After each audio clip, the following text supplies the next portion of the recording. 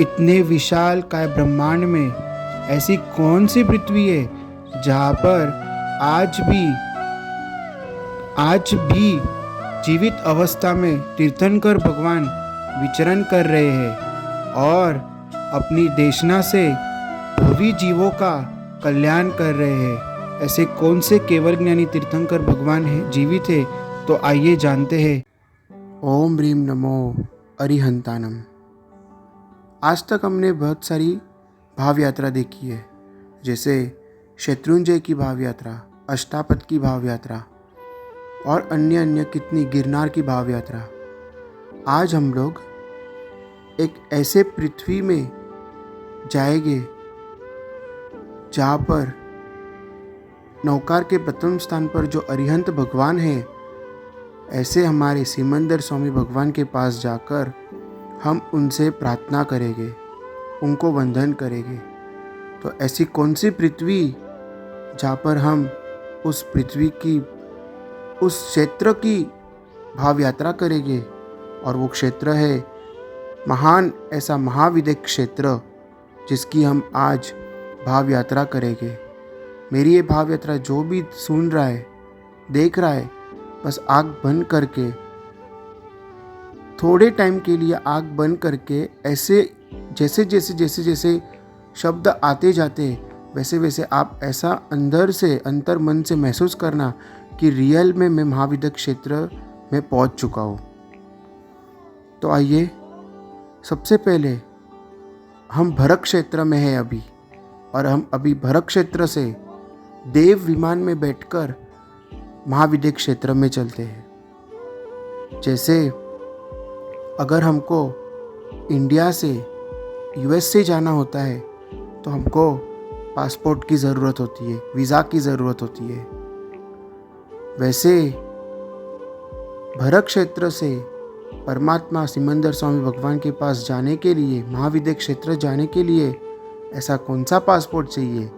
तो वो हमारे अंदर लगे हुए राग द्वेष कषाय से मुक्त होकर हमको ऐसे निर्मल, ऐसे कोमल, ऐसे हमारे परम उपकारी सिमंदर स्वामी भगवान के पास जाने के लिए हमको ये कषाय, ये मोह, माया, राग, द्वेष, ये सबको त्याग करके जाना होगा। तो आइए हम अब भरत क्षेत्र से देव विमान में बैठकर महाविद्य क्षेत्र में जाते हैं।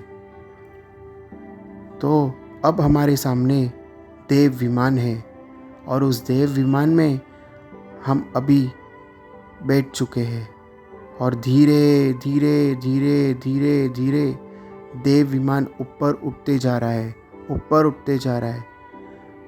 देखते ही देखते कुछ समय में हम ये महसूस कर रहे हैं कि सारे बादल हमारे नीचे आ गए हैं और हमको मेघ देवता ऊपर लेके लेके लेके अब हम भरत क्षेत्र से इस पृथ्वी से ऊपर चले गए हैं। और अब धीरे धीरे आगे बढ़ते बढ़ते एक सामने एक तेज दिख रहा है, जो जिस क्षेत्र में हम जाना चाहते हैं उस महाविद्य क्षेत्र का थोड़ा सा अंश हमको दिखना चालू हो चुका है। धीरे धीरे धीरे धीरे हम वो महाविद्य क्षेत्र के करीब जाते जा रहे हैं, और जैसे ही महाविद्य क्षेत्र सामने आया वैसे धीरे धीरे धीरे हमारा देव विमान नीचे उतरता गया। और जैसे ही नीचे महाविद्य क्षेत्र में हमारा देव विमान उतरता है, उस पावन पगले हमारे प्रभु के जिस भूमि पर हमारे प्रभु सिमंदर स्वामी भगवान के पावन पगले पड़े, उस पावन पगले में हम भी भगवान के साथ साथ उनके पापा पगले हम चल रहे हैं देव विमान से उतरकर। अब धीरे धीरे धीरे हम उस महाविद्य क्षेत्र में चलते जा रहे। और जैसे ही मैंने देखा सामने 9 स्वर्ण कमल से ऊपर ये कौन चल रहा है, जिनके आजू बाजू असंख्यात देवी देवता है, जिनकी सहाय्य में असंख्यात देवी देवता है, और वो परमात्मा 9 स्वर्ण कमल के ऊपर पैर रखकर विचरण कर रहे हैं। अरे ये तो और कोई नहीं, ये तो मेरे अरिहंत भगवान सिमंदर स्वामी भगवान है। ऐसे सिमंदर स्वामी भगवान का तेज, अद्भुत तेज, क्या कहूँ, मन एकदम भर गया। अब परमात्मा के साथ 8-8 प्रतिहार भी चलते हैं।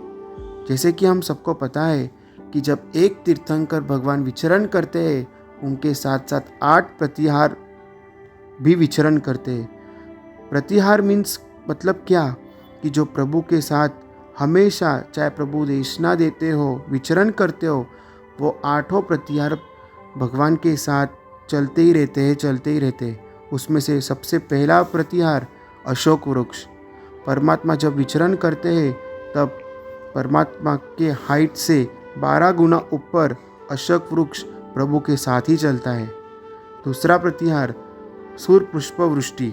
देवता ऊपर आकाश से अलग अलग रंग बिरंगी सुगंधित पुष्पों की वृष्टि कर रहे हैं। दिव्य ध्वनि। देवता ऊपर आकाश से दिव्य ध्वनि करते हैं। ऐसे लगता है जैसे सुनते ही रहो और अपनी आत्मा को जैसे एकदम ठंडक महसूस होती हो। चौथा प्रतिहार चामर। प्रभु के दोनों बाजू देवता चामर डालते हैं, जैसे मानो सफ़ेद हंस जैसे वो चामर रहते हैं। पांचवा प्रतिहार रत्न जड़ित स्वर्ण का सिंहासन, जिस पर बैठकर प्रभु देशना देते हैं, भवी जीवों को प्रतिबोध करते हैं। छठा प्रतिहार भामंडल।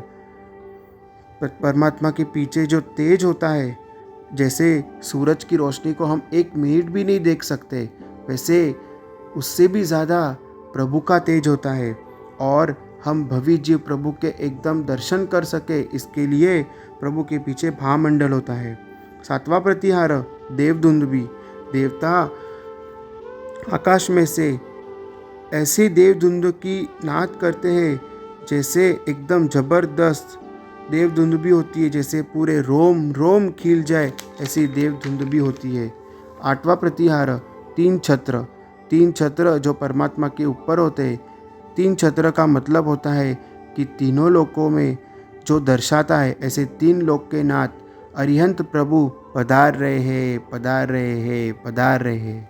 अब भगवान सिमंदर स्वामी भगवान, केवल ज्ञानी भगवान, जिन्होंने अपने घाती कर्मों का नाश कर कर केवल ज्ञान रूपी दीप उजागर किया, ऐसे परमात्मा मेरे समक्ष है, जो देवता रचित संबोसरन में विराजमान है और भवी जीवों को तार रहे हैं, जिसमें एकींद्रिय, बेइंद्रिय, तेइंद्रिय, चौरिंद्रिय, पंचेंद्रिय जीव प्रभु की अलग अलग भाषाओं में प्रभु की देशना सुन रहे हैं।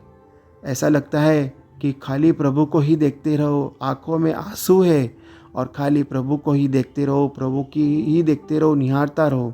हे प्रभु, हे सिमंदर स्वामी भगवान, मुझे आपके पास रख दो। इतने दूर से उस भरत क्षेत्र से मैं आया हूँ, बस आपकी दर्शन करके, आपके पास रहकर मुझे रजोहरण दे दो प्रभु, मुझे प्रतिबोध कर दो और बस आपके पास ही रखो। मनुष्य